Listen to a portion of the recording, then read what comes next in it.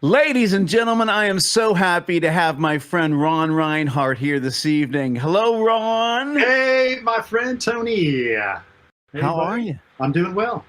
Awesome. It's so great to have you on here. Oh, it's so great to be here. Yes. Oh, man, I'm thrilled. So we're going to start with the questions, Ron. Hey. This is your interrogation. Oh, boy. Okay. Ron, take us back to the beginning.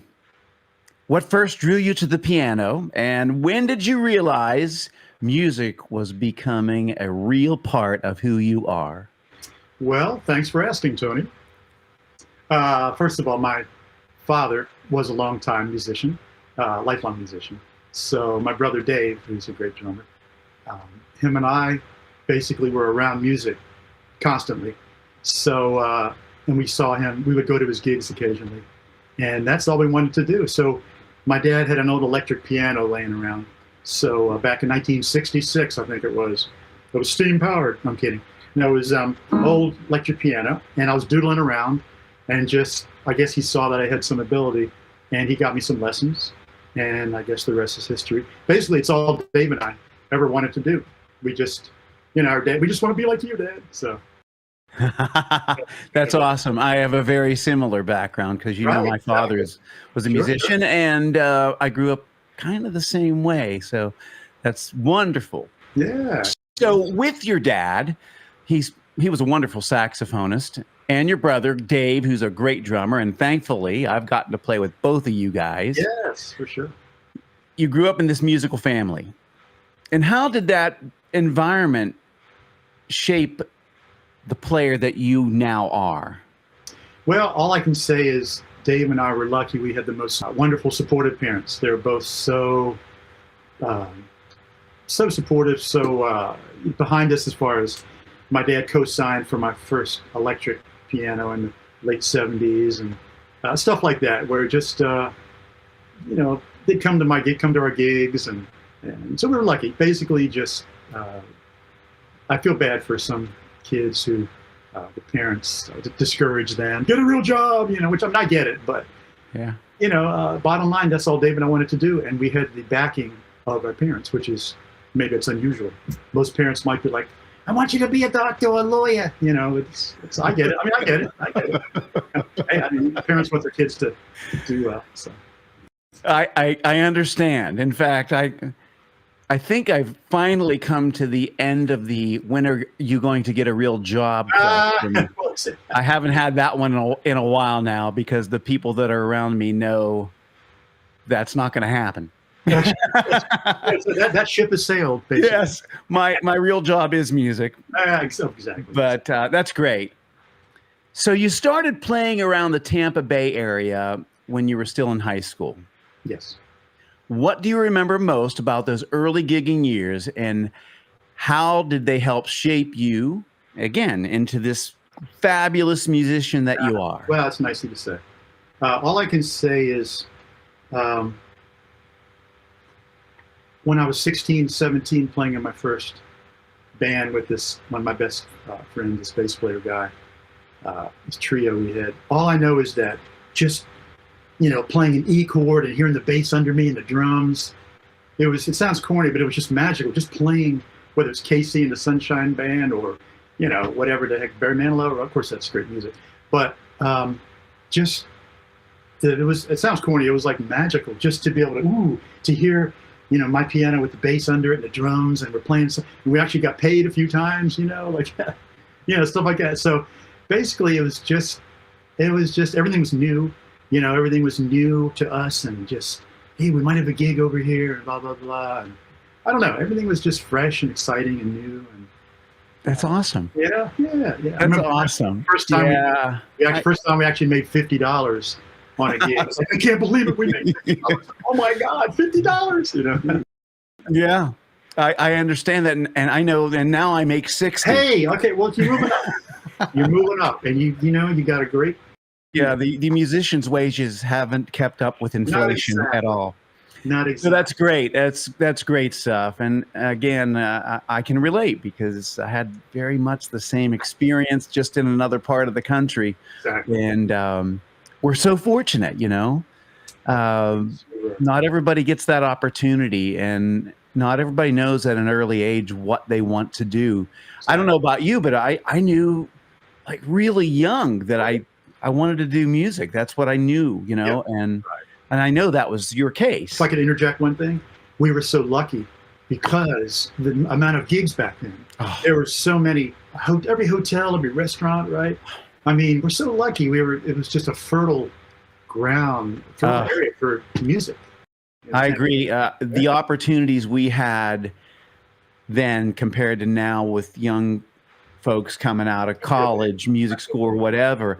I mean, I could work 6 nights a week easily, you know, and wow, has it changed. So we're very blessed. Really are. And those being in the trenches, playing those gigs, man, there's no experience or instruction like that, right? So true. Yeah. I'm so fortunate because to this day I still utilize programming, for instance, keyboard programming, where the song I'm playing might be just D minor 9, A, and that's all, but the sound requires a certain sound. Yeah. So from my days of programming from years ago in top 40 bands, you know, I've always loved to create sounds and whatnot and try to sound as full as possible. So all that kind of stuff, plus just the discipline of if you're playing an Elvis song, you know, I used to do Elvis shows years ago. Just play, if it calls for a C chord, play a dang C chord. You know what I'm saying? You don't have to, it doesn't have to be heavy. Ooh, check out this raise 11th with the 6th one, you know. Play a C chord, man. Discipline. I agree. In fact, that's probably one of my pet peeves, playing like pop tunes that require like a straight major chord. And guys, I've played for guys like they put a 13th. You know, I mean a dominant. I'm talking like, you know, with a flat 7 in it. So you're like, oh, come on, man. I mean, that's not really hip. That's actually not correct. There's a reason why this is C major. There's a reason why that chord is, and you start doing it, the extra notes, it becomes a different thing. Correct. So Ron, who were some of your major musical influences growing up? Well, I would have to say my first was probably Ramsey Lewis, because my dad bought a used car from a friend, and it had an 8-track player in there. And there's like 3 or 4 8-tracks that he had, one of which was Ramsey Lewis. And I never heard, I was probably 13, 14. And man, it just resonated. I just liked his gospel-y kind of rhythmic vibe. And this particular 8-track wasn't super complex. So I was able to actually, as a young kid, I was able to, you know, copy a few things. And he was probably my first. Then I kind of moved up to Oscar Peterson. Not that I could, you know, do that stuff, but he really, as far as the straight ahead stuff, man, it just, even as a young kid, it was like, wow, this is just so swinging, and the technique. So probably those 2 guys are my first. And then I got into fusion, you know, Chick Corea, Joe Zawinul, Weather Report, Herbie Hancock, all the usual guys. Yeah, I love all those guys. Heck yeah. In fact, you do have that soulful thing, and you can tell coming from the Ramsey Lewis sort of thing.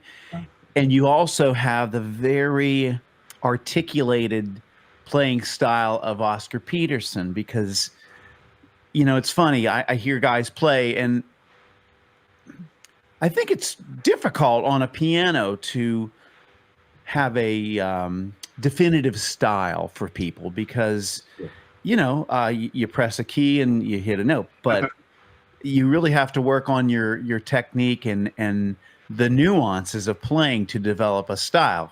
Right. And you have, I can tell it's you the minute I hear you playing. Well, I appreciate that. So it's crazy, but it's true. It is hard for a keyboard player. I have to work a lot harder. It is. Part of the reason too, I think I like to program my sounds. Even a piano sound, acoustic piano, I will program that so that it's sharp, so it does not too mushy, blah, blah, blah. So if I do something technical, like when Oscar or these players, when they play, it's so sharp and precise. So I make sure my sounds have that quality. So I try everything, and just the effects and the tone. I try to just, you know, be unique, or I don't try to be unique, but I just do it the way I want it. You are unique. You are. I said this to Mike MacArthur. We all have our own fingerprints. And I really believe that's true with everything. If you're in touch with you as a musician, we all have our influences. Definitely. But in the words of my friend Curtis Swift, I told Mike last week, Curtis came up to me one day, and you know Curtis. And sure. Curtis has, I just love the guy, and he's a fine saxophonist. We worked together for many years, and he came up to me one day. He said, "Hey, Tone, what do you think Michael Brecker likes to eat?" And I was like, "What?" I told him I didn't really think about food when I heard Michael Brecker, and he goes, "No, man, I mean what he listens to." So what he ingests, musically. So we all have those things, and we all ingest and digest them differently. So true. But the minute I hear you, I know it's you, man. Well, you have a thing, thanks. And it's an excellent thing, I might add. I appreciate that. Can I add what a flattering impression that was of Curtis? That was just I'm sure he's going to love it. Flattered to hear that. Hey, Tony, what is this? Well, Curtis knows that I love the heck out of him. He's like a caricature. He's one of my very best friends, and he's the sweetest guy, and I just think the world of the guy. So, for sure. But I do some impressions. That's great. It's my I do a Ron Reinhardt impression. Oh boy, we don't. I won't do it on camera. Mr. Reinhardt. Mr. Janflone. One of the greatest stories in your musical journey is Jeff Berlin hearing you at a gig and asking you to join his band. Can you tell us how that happened and what that moment meant to you?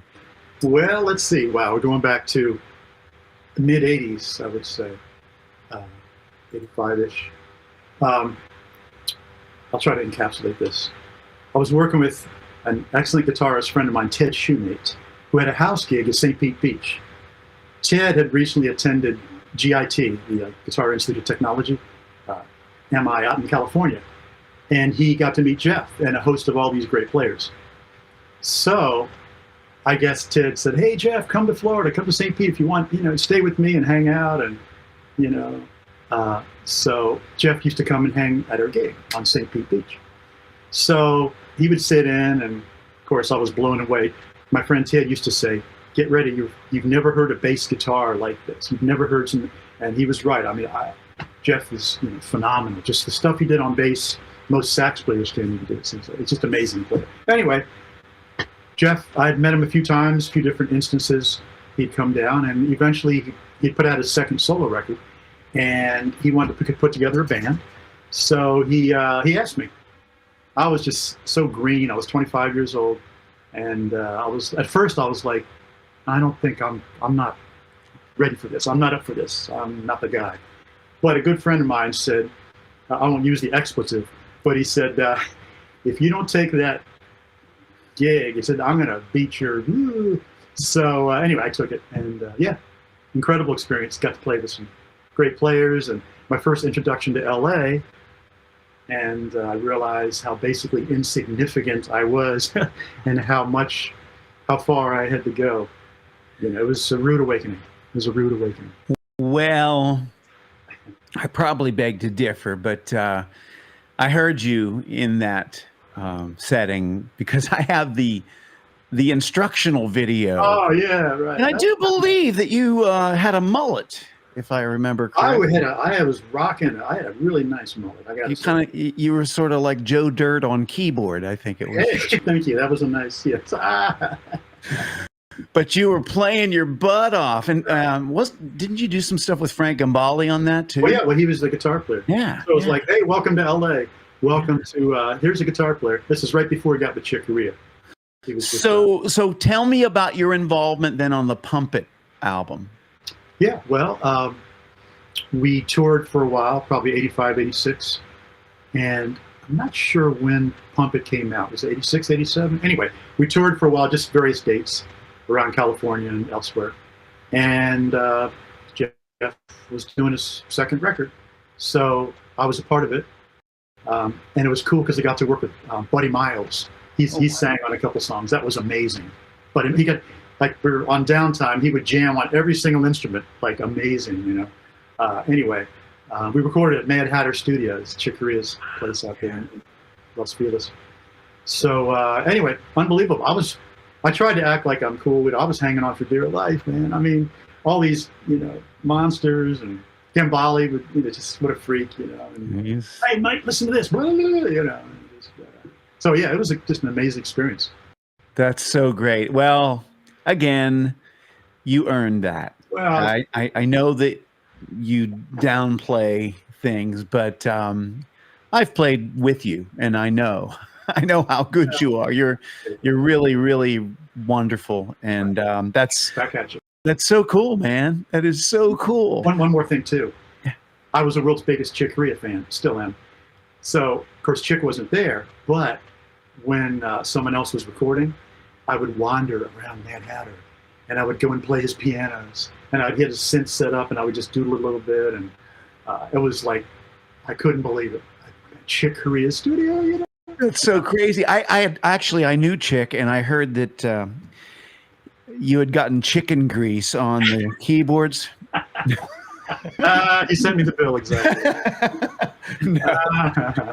I jest, of course. I bet the studio was incredible. Right, yeah. You didn't run the Tommy Breck line while you were there, did you? You know what? Not that time, but his wife. His wife worked there. She was the manager of the studio, Evelyn, correct? Yeah, Evelyn. She was there. She was coordinating things, and I don't think I'd met Tommy yet, but I met him a few years later. But yeah. Yeah, he's another great player, huh? Great player.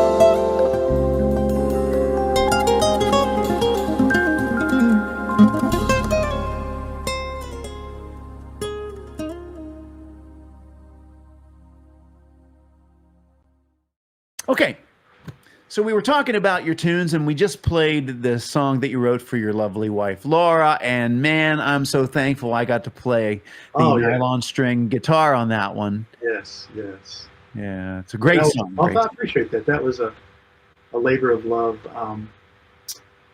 I really, I guess I've never really focused a lot on writing. I've just written a few things here and there. But that's probably like my favorite, I'd have to say, my favorite melody that I've written. I'm not trying to brag, but and then having you play it, it just came to life. That's very kind of you. And it's not bragging at all. It's a beautiful song. I just love it. Now, I was going to ask you if, what was the most personal song you've ever written? I would say, would that be it? I would have to say yes. Awesome. I've written songs for my wife as well. And they were probably the ones that are the most personal. I do have a couple, though, that I wrote for family members. That the last CD, I wrote a song for my brother Victor because he passed, and I wrote a song called Spirit Trail that's on the Tone Pump. So that one is really personal for me as well. It's those people that mean a lot to us in our lives that usually inspire. I'll say this. I think it's a good idea for husbands to make sure that they're going to stay with their wives because I know some artists who've written a song for Cindy or song and they're no longer with Cindy, the record's still there, the song's still there. This can happen. This can happen, and then suddenly there's a title change. Keep writing, man, because you're just a great writer.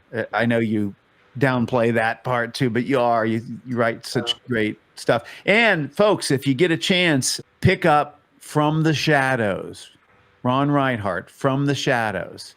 The whole CD's awesome. I am on one song, thankfully. Heck yeah. And really grateful to be there. But you can find it still online, right, Ron? Yeah, anywhere, just the usual. Apple Music, Amazon, all the usual online. And also Meet Me at the End featuring Richard Elliot. Yeah, that was fun. That got a lot of play, correct? Actually, yeah. Watercolors, XM Watercolors, they featured it a lot for a few weeks. Yeah. It didn't actually, I don't think it charted hardly at all on the actual, because it is kind of an unorthodox song. I'll say this, at the risk of tooting my own horn. The thing that I'm most proud about that song is it has B3 organ as the melody. Yeah. Literally, I don't know any song that got smooth jazz airplay ever. I love that tune. Had organ as the actual lead. Yeah. So I just said, I'm going to do this. And this gentleman named Bud Harner, who's my promoter guy, he listened to it. He said, yeah, I think this will work, because I bounced it off him. So he got it out there to the world. Basically, so yeah, I was proud of the fact that it didn't, wasn't like it charted #1, but I got a lot of airplay and with as organ, B3 organ as the lead. And I don't think that's ever been done that I know of. Not saying it's the greatest work of music in the universe, but it's unique. It's great. Plus, yeah. And that song, if I'm correct, it was just you, Dave, and Richard. Yes, everything. Yeah, everything is. Because what you don't know about Ron is he plays great bass parts, and you will not know that it's not a real bass player. Well, No, you do. You play great parts, man. Because you think like a real bass player. I've always played more rhythmically than I'm not a deep harmony kind of guy. I gravitate towards percussive rhythmic stuff. That's always been just what comes natural to me. I think I know that Marcus Miller is one of your favorites. Come on now.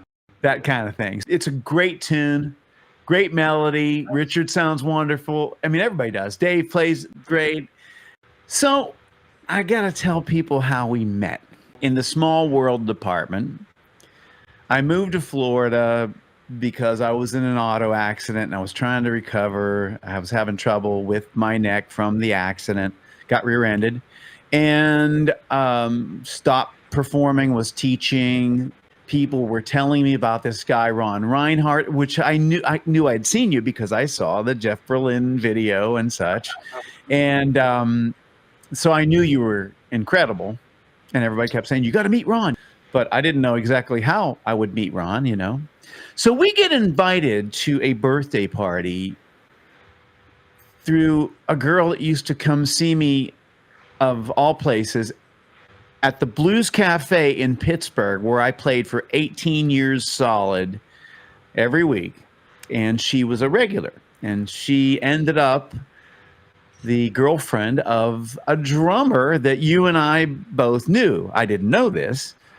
I met him through the girl, and we got invited to the birthday party, and sure enough, you and your wife were there. And the minute I met you, I felt like, this guy's awesome. And I felt, since that day, I've truly felt like you're family to me. You're like my brother, man. You're awesome. So in the small world category and the silver linings category, I have to always appreciate that, because you know, sometimes bad things happen to you in life, and man, had that auto accident not happened, I wouldn't know you. I had Mike MacArthur on my last show. I wouldn't know Mike. I wouldn't know your brother Dave. I wouldn't know Tim George. I mean, I was really blessed to meet all you guys and play with you, because you're all fine players and wonderful people. And, you know, again, came from a car accident. Wow. You know, life is wacky that way, but I try to encourage my friends to always look for the silver linings in life, because they exist, you know. Exactly. So, Ron, you and I have a bunch of similarities because we grew up with musical families, you know, and I don't know if people know this, but you won the Louis Armstrong Award in high school. That was fun. Yeah, we both. That's we both did. We both did that. Yeah. We were both, yeah. But what people don't know is that we won it by singing like Louis Armstrong. Mine was interpretive dance. I was interpretive dancing. I'm not sure if I shared that with you, but the playing was. I didn't know that. Yeah, there's a video of it somewhere. Yes. Okay. But no, we did. We won the Louis Armstrong Award, and which, if I can interject, it was given out to one student a year, right? One student that the band director would that he deemed was the worthy of the accolade, the honor. Yeah, it was neat. I didn't even surprise me when I got it. It was that assembly, and coming up next we have Ron Reinhardt, the winner. I'm like, what? I didn't even know I was going to get it. That's kind of cool. That's great. Yeah, I didn't know either. It was a surprise, and a nice one. And I still have it. I have a little plaque paper type thing, and I have the actual award, and it would probably would come in handy if I were ever getting attacked by someone, because it's quite substantial. Yeah, you're right. Exactly. So we both had long-standing gigs too, and I had this gig at the Blues Cafe in Pittsburgh, which a lot of my friends know about, but you had a gig at a place called Norm's Place, and I know that was the place to be for many people. So tell me about Norm's Place. That was fun. My dad, being a lifelong musician, I guess when he was in his 60s, I guess it'd be early 60s, him and a bartender guy said, let's buy a club. There's a club, like a neighborhood bar place that was for sale. And they pulled their resources, and he bought this little neighborhood bar and went in partners with this bartender guy, Norm. The bartender's name is Norm. Yeah. So that was 93 to 99 he sold it. But yeah, every Monday night, those 6 years. And that was just so much fun. All the musicians, not all, but a lot of musicians in the area would come out and hang and sit in. And we kind of modeled ourselves off after the early David Letterman band, where they're playing cover tunes and old, classic R&B stuff with kind of B3 oriented, or putting a little twist on things. But then we throw in some fusion and some stuff, and it was fun. It was a fun hang every Monday night. It was, when my dad used to say, that was like the best night of the week out there. So. I heard from so many musicians when I lived there. That's all I heard about was Norm's Place. It's too bad you couldn't have come to Norm's Place and been there and played with the guys at Norm's. So I wish I had, man, because I heard just so many great stories about that place, and I'm hard to sure believe. knowing you guys, it had to be incredible because It's fun. I mean, I've gotten to do these gigs with you and Dave and Tim, and man, I have a blast every time I get to play with you guys. So It's yeah, hopefully sometime soon. I would love that. You know, I haven't played any shows because of the neck thing, but I've thought about it, and I may have to sit and do my BB King thing. You know, listen, I'll just speak for your fans out there. We're still hoping one day, man. I mean, I get it that but we're still hoping to see you get out there and play live, man. Oh man, thank you so much. It means a lot. I mean, I have the utmost respect for you. I do.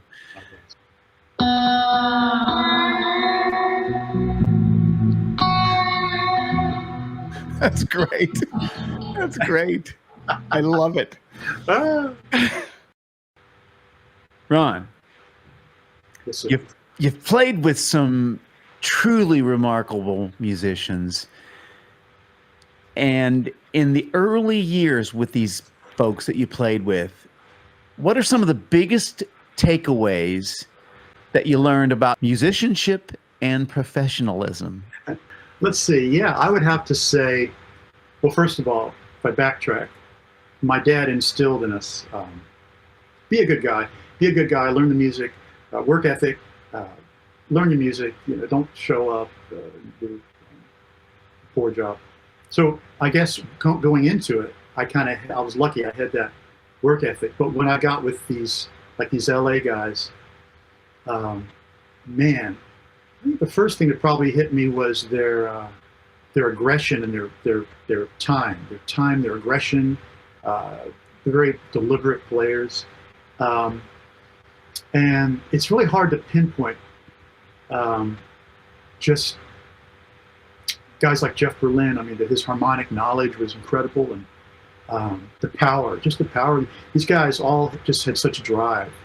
I got to play with Vinny Colaiuta, and it's like, what? Like, incredible. Gambale, those guys, just great time, great vibe, great sounds, just a whole nother level that, nothing against Tampa Bay. I don't want to sound snobby at all, but man, it was like, wow, this is like, I need to step up my game a little bit here. And I was working with some fine players back here, don't get me wrong, but it's like these guys, it's like sink or swim. You got to raise your game a little bit. Yeah. Fall by the wayside. So anyway, I kind of hung in there for dear life. Well, I would say you hung in very well. Wow. And to this day, you're an incredibly in-demand player. So you've done really well. And I agree with the time, and people like that seem to be able to really crawl into the groove, like really get into the groove of whatever song they're playing, man. And there's like a deepness to it that's not everybody has. No, I'll say this if I can interject. The older I get, the more I realize, and maybe it's obvious, but the average listener, not even like a school jazz listener, but the average listener, they don't really know notes. A lot of times they don't know but they know time, they know feel. They know if it feels right. So that's what all these great players have. They have that innate feel. I mean, the average person, they're not going to know if you hit flat six instead of a blah, blah, blah. Or, a lot of times, they don't know. If a player's not making the changes, they don't know. But they know if something's locking, like you said, if something feels good. They know that. That's something that's just, it's got to be there. All great players have that. I agree with you 1,000,000%. I know that the guys that played in my band, I mean, I was a stickler for time issues. It probably drove some guys crazy, but not that I wanted everybody to play metronomic, but having a great sense of time is to me critical, Yeah. And especially nowadays with the way recording's done. I mean, almost everything you play is to a click, is it not? Sure. Well, let me say this. One of the first things that impressed me about your playing was your time. Thank you. You have this technique, because I know guys with a lot of technique, and but but your time was just like I felt your playing is visceral. I could feel it. Thank you. That's one of my criteria for players that I love. It's like Pat Metheny will play a million notes, but this time is so amazing. It's really good. Yeah. All the greats, George Benson, you name it, the list goes on. Yeah, and all the guys I grew up listening to, like the Pat Martinos and George Benson, they all had just really, and Wes Montgomery. Oh, yeah. I mean, they were just pocket. I'm still in awe of George Benson. I mean, now he's in his 80s now, so he's still playing great. But man, when he was like in prime, yes, he was like such a rhythmically controlled guy because he could play complex rhythms, but it was like he was in the pocket all the time. You know what I mean? He could not be grooving. Like everything he played was grooving. You know, just like Oscar Peterson, the same way on straight ahead piano. Good Lord, no matter what the tempo, it's swung. It's just groove, man. He couldn't not be funky or swinging. You know. You're correct. Yeah, correct. And that's what I loved about when I heard you. It was the same kind of thing. Which is why I knew you loved Oscar Peterson, because Oscar, man, he was just, I mean, he had chops out the wazoo, right? But it was also soulful. It felt good. Yes. I believe that his main influence was Art Tatum, correct? Sure. That's what he said. So like they really had wonderful technique. So you're like that to me. Yeah. Well, let me just end one quick little thing dealing with Oscar Peterson. I'll say this too. Part of Oscar's magic, why he was so swinging, was his trio, was his guys, Ed Thigpen and Ray Brown. Meaning they provided him such a foundation. You don't hear any overplaying. You don't hear any, who knows, maybe he was a stickler for just keep it simple, because things, it's such lock. You hear that hi-hat on 2 and 4, and you hear Oscar. In my opinion, as great as Oscar was, if he would have had a different trio, then I don't think it would have been quite the impact. And it's nothing against Oscar, but just the synergy of those three. Yeah. I have to interject as well, because being a guitarist, I saw Oscar Peterson with Joe Pass. There you go. Who was another stellar player. Sure. And I saw them play as a duo. Okay, no drums, no bass, just guitar and piano. And it swung like crazy, man. Yeah. They were pocketed because they both had their really solid senses of time and played really, really well together. So I think that's important. And I have some younger friends that listen to these podcasts of mine, and I want them to be aware of how important time is. And I know that, like, my friends, I have my metronome here. I'll put demonstrations on, but I show people demonstrations to a metronome. And I know there are some musicians who don't like the metronome, which there's a guy that you mentioned earlier who hates the metronome, and he's pretty much against the metronome. But I disagree with it, and I will always disagree with that, especially in today's climate where you need to be able to really pocket stuff to record with people. Sure. Oh, yeah. But it's an important tool. So I love that you are concerned with time, because I think it's really important. Well, I'll say this. I read one time, Michael Brecker said, time is everything. I believe that's very hip, because it sounds weird to say, but if I had a choice between having bad time or bad harmonic knowledge, I would go with definitely having good time. That's because people feel it. That's what people feel. People don't know notes, most people. So Ron, you've had a really long and great lasting musical relationship and friendship with Richard Elliot. Yes. And I've met Richard, and he's wonderful. What do you think has made that collaboration work so well for you for so many years? Wow, let's see here. First of all, Richard's just awesome. I couldn't ask for a better boss. This August will be 33 years, I believe. That's great.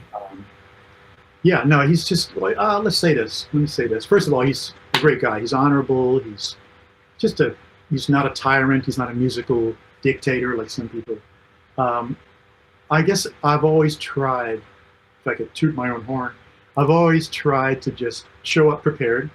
Now this sounds corny, but my goal is to try to make him sound good. Meaning, if it's just a D minor or nothing, or if it's just a certain sound that makes things bigger, my goal is to try to compliment him. I know it sounds corny and cliche, but that's, I guess, why we're still playing together. I don't know. I mean, he's just a loyal guy. As long as you do your job and you're a good guy, then, I mean, hey, so.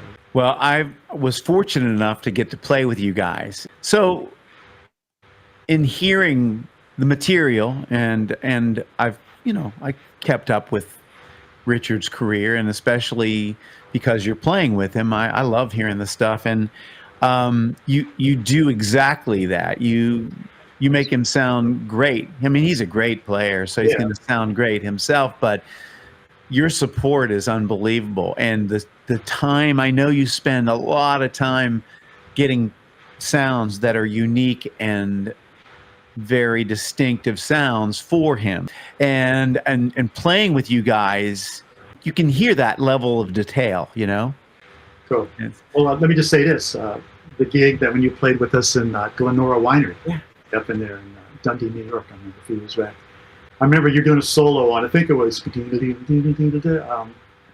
the name of the song. Anyway, long extended solo. And Richard just stepped off stage next to me. We're just watching it. And I remember Richard just looked at me and tapped me on the shoulder like what? Because he had never really heard you stretch out.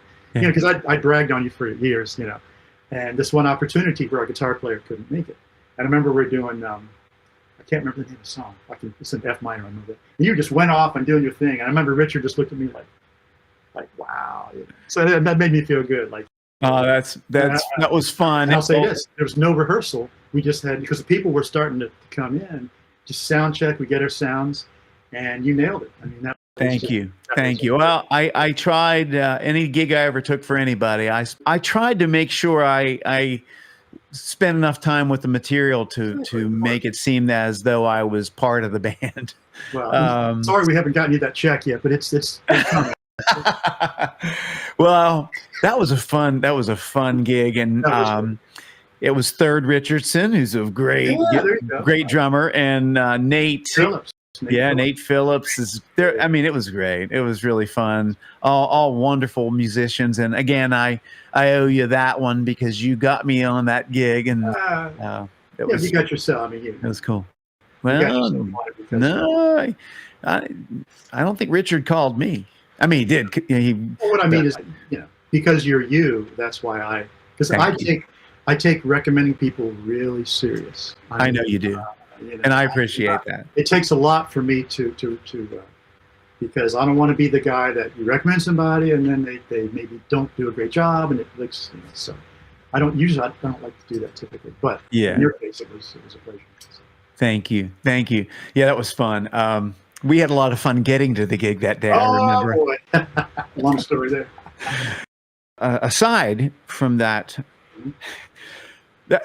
that gig was the reason I got texting. Oh, okay. Your road manager, John. Yes. Oh, yes. He's sending me texts from, I guess, to the airport, but I didn't have texting. So he picked me up and he said, "Didn't you get my text?" And I said, "No, I don't have texting." He goes, "Who in the doesn't have texting in this day and age?" Oh boy. So I think that was 2012. I went kicking and screaming toward the texting age. So I was but he gave me the hardest time. Oh boy, yeah. But he was cool.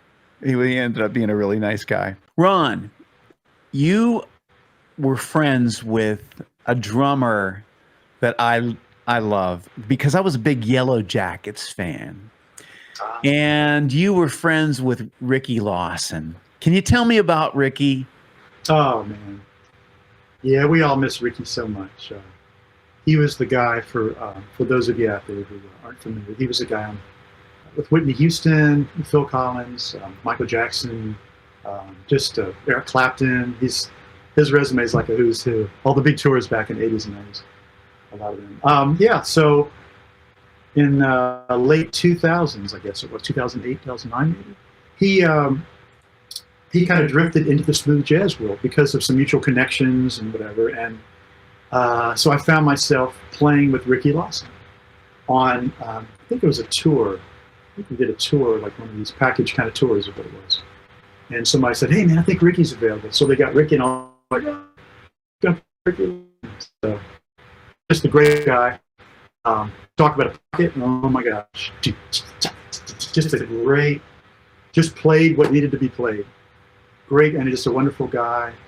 And and then we did a thing together, Christmas record together, and I stayed at his house. And just a wonderful experience. I got to hold his Grammy. Only time in my life I get to hold a Grammy. That was cool. Don't say that. No, you know what I mean. Well, just being realistic. But that was cool. That was amazing. And the stuff, all his stories, oh my gosh. Stories about everybody. And just a wonderful guy and great player.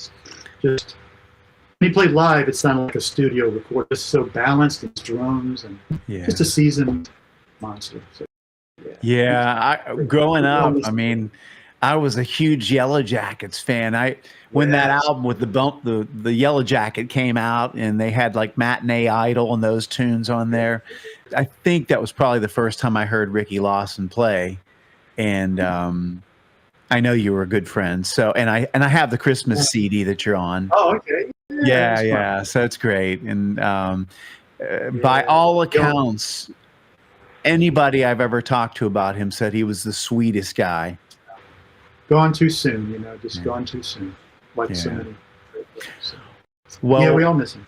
Yeah, I'm sure you do. And it's what a blessing it was to get to play with him though and know him, huh? Yeah, very. Like I still have a couple of voicemails where he would be like, Ronnie, I love you, my brother. And he'd had his funny way of saying, he would say like, Ronnie, I love you more than a fat boy loves chocolate cake. All these little like sayings, That's great. It's wonderful to have those people. Yeah. Yeah. Good job.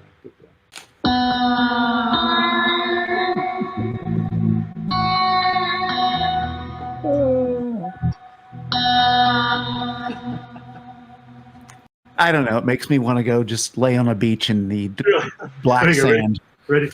The world was on fire. Never gonna save me but you.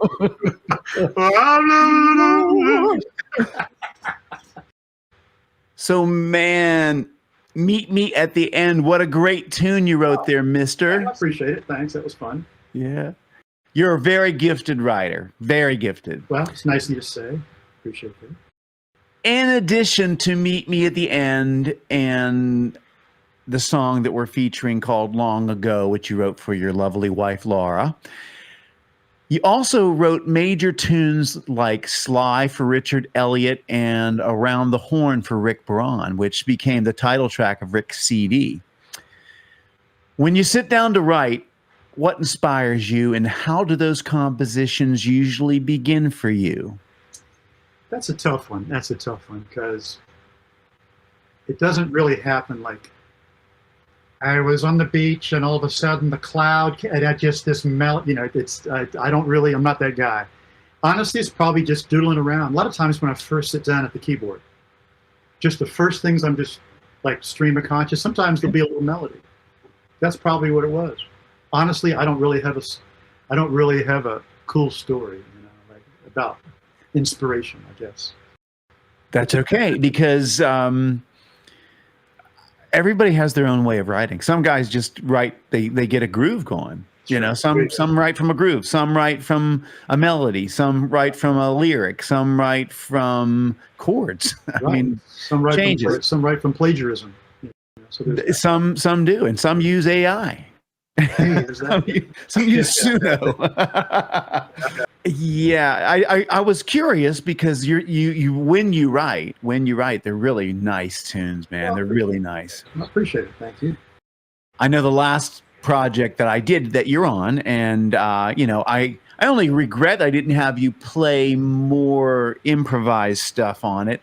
But this CD sort of had a purpose. It was a mellow sort of thing, Sure. but I used it as a way. I made myself write every day for 25 days. Good for you.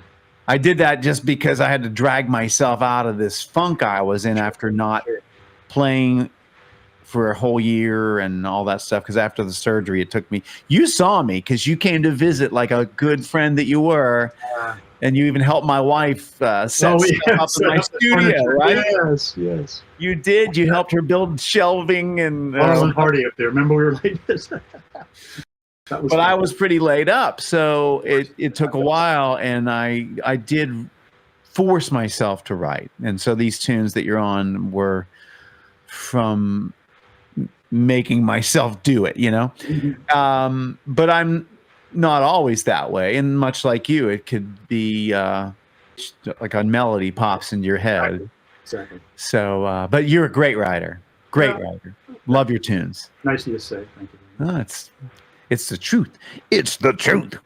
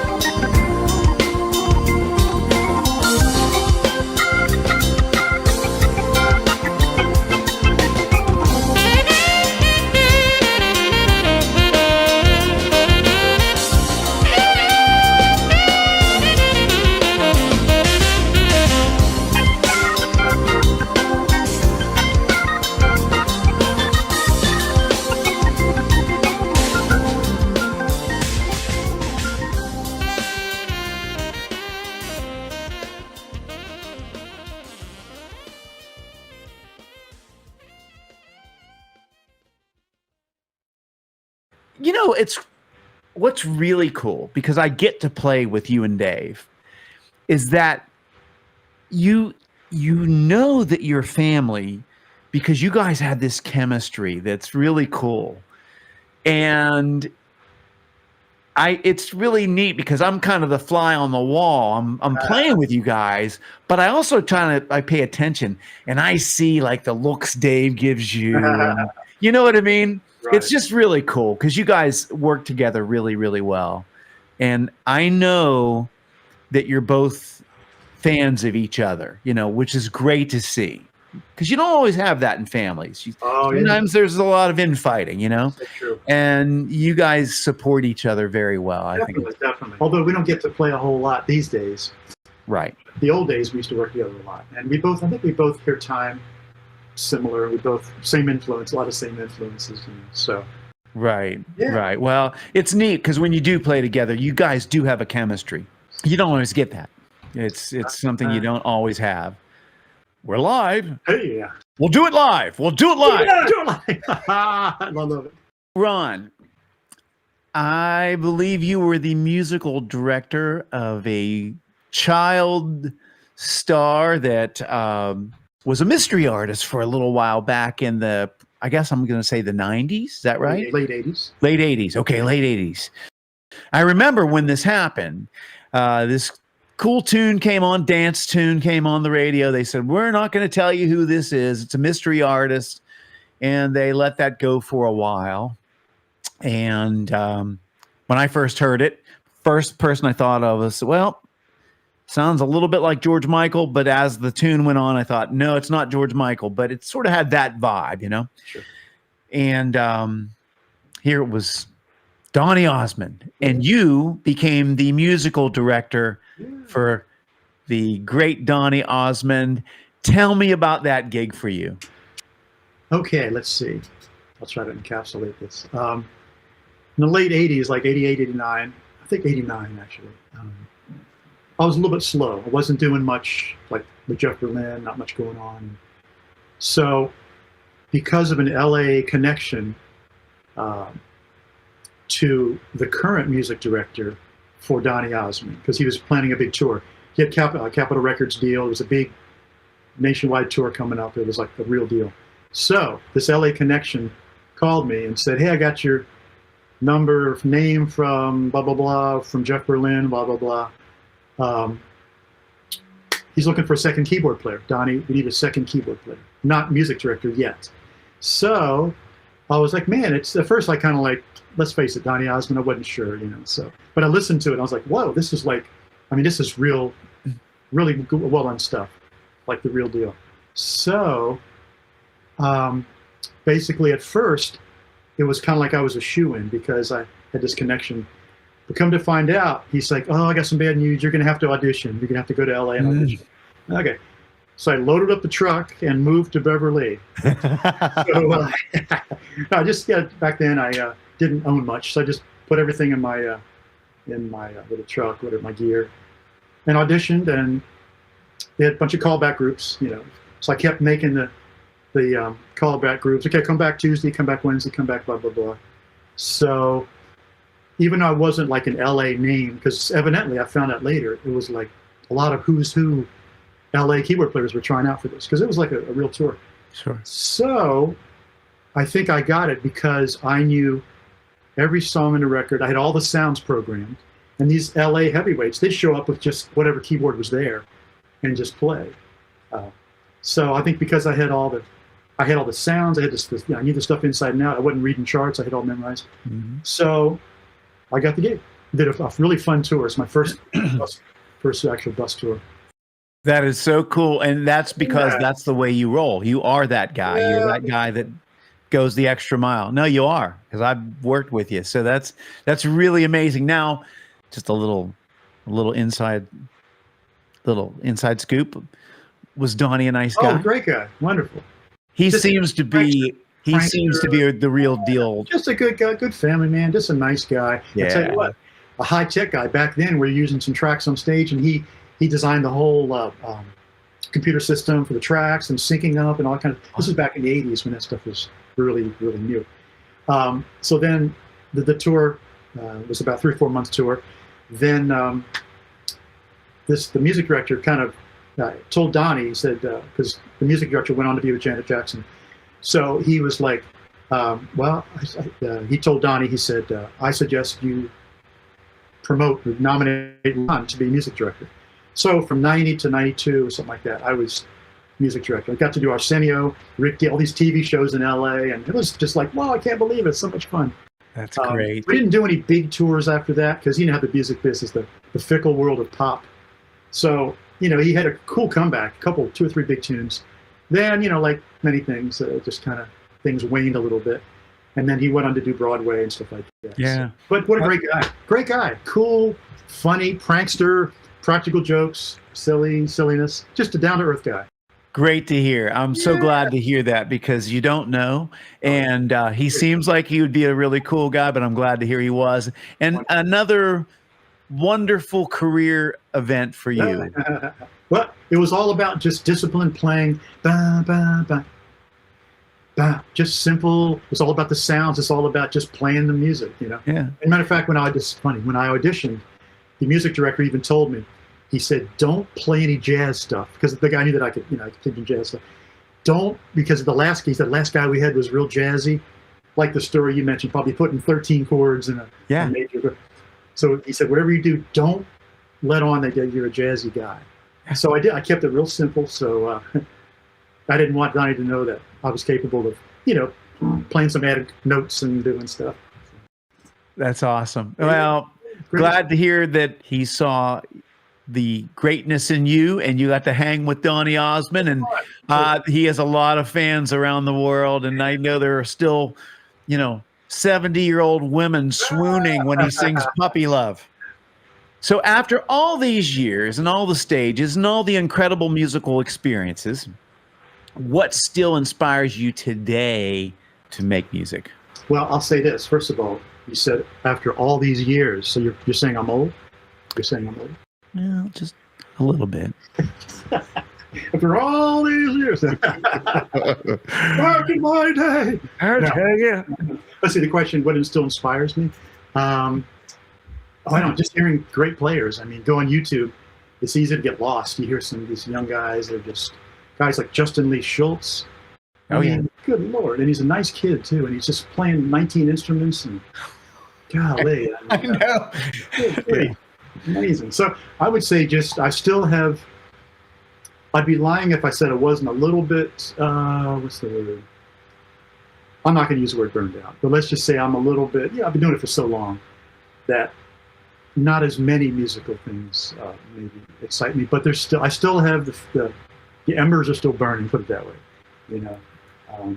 I still love to hear a monster. I still love to hear Hiromi, a Japanese lady on piano. Oh my God. I know she is. Yeah. So many people. I mean, still a huge Matheny fan. Marcus, just all the usual people. Yeah. Pat's still out doing it, man. He's I think his latest one is Side Eye 3, I think it's called. Okay.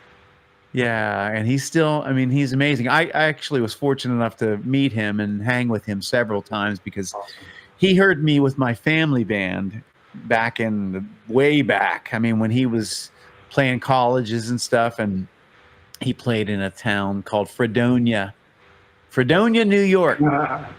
And I was playing a Holiday Inn, and he stayed there. Nice. And he ended up, after his show, coming and listening to the entire gig, and we got to be friends. And I haven't seen him in several years, but he used to get me backstage passes to every show and all that stuff. And so I got to hang with him. But what a genius. The combination of he and Lyle Mays is quite amazing. I always liken them to the Lennon and McCartney of the jazz world. The two of them together, just created this amazing music. Yeah. And another thing I love about you is that you kind of have that, for me, because I'm a Lyle Mays fan, you have that Lyle Mays sort of sensibility about you, playing these really gorgeous pads and all that kind of stuff. You have that in your mind's ear. Yeah, well, I always try to since I was first playing, my goal is to try to sound as big as possible. Yeah. You know, in certain contexts, not for every song, and when you get into programming, you realize, wait a minute, there's so much you can do as far as layering, detuning, effects. Effects are huge. Just doing two-handed stuff. Like many times I'm doing a pad, you know, my right hand, I'm doing something left-handed, blah, blah, blah. There's tricks. I use 2 sustain pedals, small ones, that I can simultaneously press down. So I can do things with both. While this is holding, I'm doing something over here, so it sounds like 2 guys. Little things, which to me are easy, but I've always done. And people are like, no, you sound like 2 guys, you know, which is nice to hear. I'm like, wow, okay. So, yeah, I just try to sound. I've always wanted to sound big. Like I always say, I never met a stock keyboard sound that I like. Every sound can be improved, can be improved. You know, so.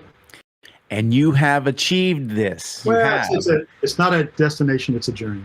You have though, man. You always sound, not just your playing, but you always sound great. That's Thanks. Appreciate that. very cool. Very cool. All right. So, man, I am so blessed to have you as a friend. I mean, there's, like I said, there's these silver linings in life, and one of the biggest ones is getting to hang with you in my lifetime, man. I think the world of you. Likewise.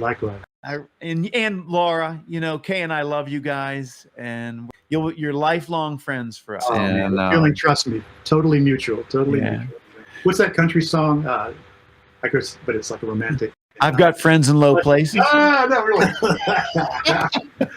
It's something, God bless the crooked road that led me straight to you, or something like that. Even though, Correct. But I mean, life can be so circuitous, and so, but as a result of some of your misfortunes, then we got to play and meet and be friends.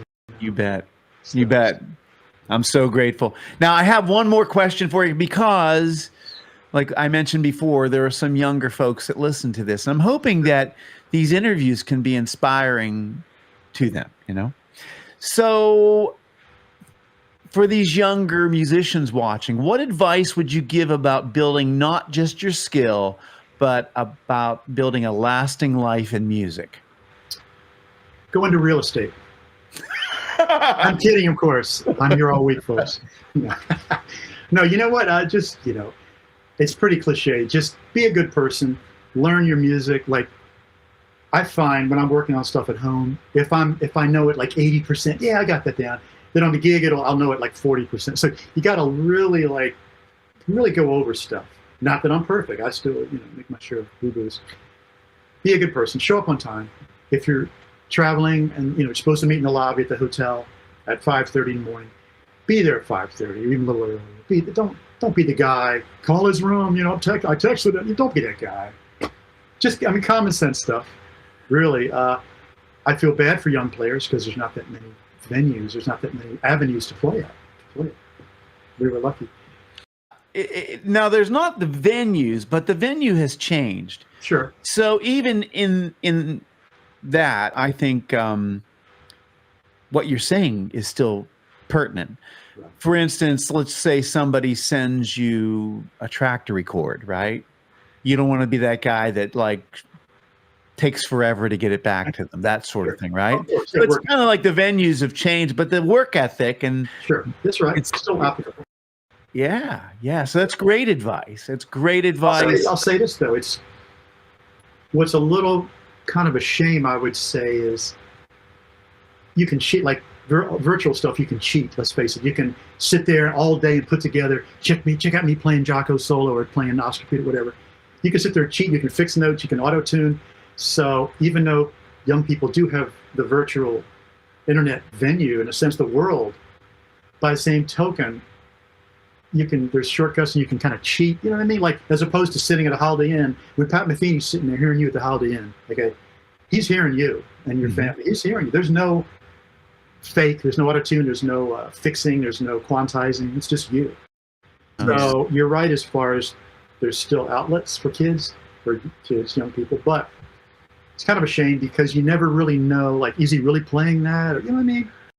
I do get it. I don't know if you've seen the recent fakery that's been going on. There were a few, like one guitar player whose name I won't mention, but he was huge, and he was stealing other people's tunes, and he was also like just piecing these things together completely. Exactly. He couldn't really play. So you and I are fortunate that we came up in the era that we did. Yes. I still practice every day. I mean, I'm still trying to get better, and since I have the injury that's permanent, I mean, there's no going back. I have to really work to keep my chops together, you know. And but I'm still learning and still working. So I think your advice is great. And even though there may not be as many gigs, there still are gigs, and I still think there is the need to be accomplished. Yes. I agree. Totally. So, anyway, Ron, you're amazing. How blessed I am by you. Thank you for spending time. And what a pleasure this was. My pleasure, buddy. So, all right. How much do I get paid? How much do I get paid? Checks in the mail. Okay, because I do Venmo, Cash App. PayPal. Zelle? You're not one of those Zelle scammers, are you? Yeah.